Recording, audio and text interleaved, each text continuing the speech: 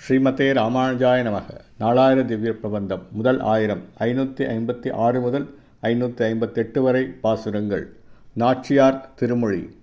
வாரணமாயிரம்.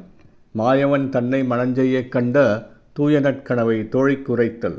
556ஆம் பாசுரம். வாரணம் 1000 சூழ வலம் செய்து நாரண நம்பி நடக்கின்றானென்றெதிர் பூரண பொற்குடம் வைத்துப் புறமெங்கும் தோரணம் நாட்ட கணாக்கண்டேன் தோழியினான்.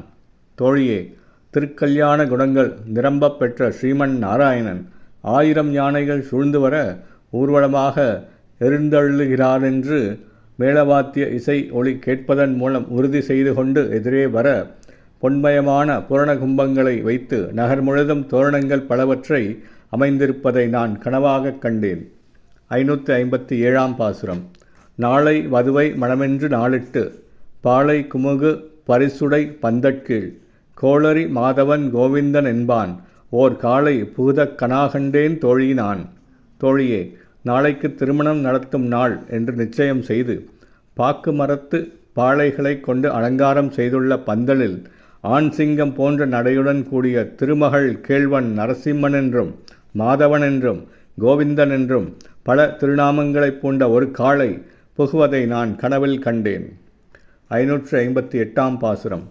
இந்திரன் உள்ளிட்ட தேவர் குழாமெல்லாம் வந்திருந்தென்னை மகட்பேசி மந்திரித்து மந்திரக் கோடியுடுத்தி மணமாலை அந்தரி சூட்டக் கனாகண்டேன் தோழினான்.